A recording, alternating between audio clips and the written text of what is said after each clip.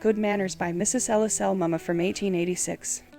Some persons air their good manners as they do their good clothes, on holidays and other occasions of more than ordinary moment. These manners being assumed for the time are unnatural and, like bogus jewelry, are readily distinguished from the genuine article. It is too often the case that persons will be churlish and disagreeable to those at home, their nearest and dearest, and yet when they appear among strangers, will be courteous in the extreme, winning golden opinions for their affability and distinguished manners. There are others whose amiability can be seen at its best in the home circle. These are the ones who can always be relied upon, whose steady cheerfulness in times of trouble endear them to everyone with whom they come in contact. Good manners are innate with some people, with others they are more or less acquired. Where ignorance of prescribed rules exists, tact will often lead the person out of the social difficulty impending. It is important for the scholar or man of genius not to neglect the minor courtesies of social life, as is shown in the case of Carlyle. While everyone can admire his splendid intellect, there are few who have the temerity to praise his crusty manners. A proper regard for the feelings of others will often cause a person ignorant of all social usages to hit the proper vein in good manners. Heedless people bring up topics of conversation regardless of the feelings of a portion of those whom they are addressing. The latter may hold different views in religion and politics, but on goes the heedless one, ruthlessly tramping on the most tender corns of opinion, cherished by some sensitive one among the number, who is too well bred to make any reply.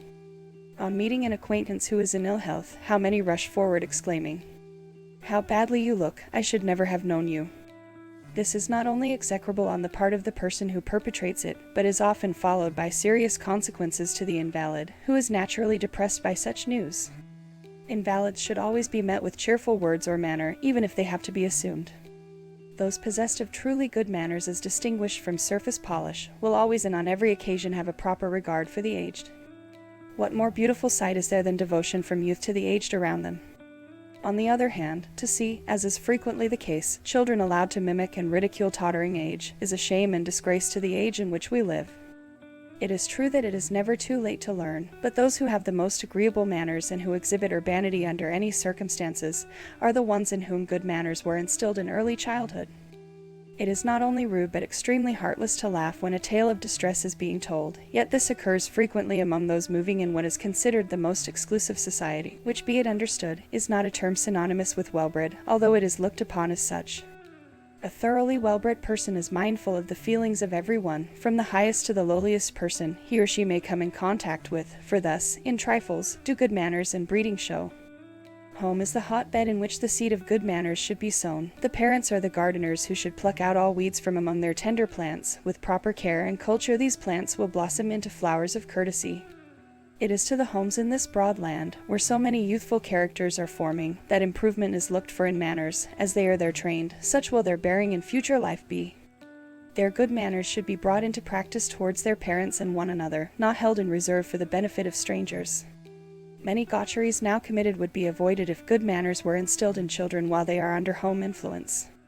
Children are quick to imitate, and the example of perfect courtesy among the older members of the family will be closely followed by the childish imitators. A future of pleasing possibilities is before children who have been taught that good manners, like charity, begin at home and should be brought into everyday use there. When grown to men and women, they may not achieve anything great or heroic, but rest assured, they will, through some kindly act or courtesy, comfort some poor creature whose burden in life is at times too heavy to bear. Unfortunately, rudeness and bad manners are not confined to children. Who has not seen the young lady taking possession of a seat in a crowded horse car, vacated for her by one who probably remembers early training and who is rewarded for his courtesy by a chill stare in lieu of a kindly thank you?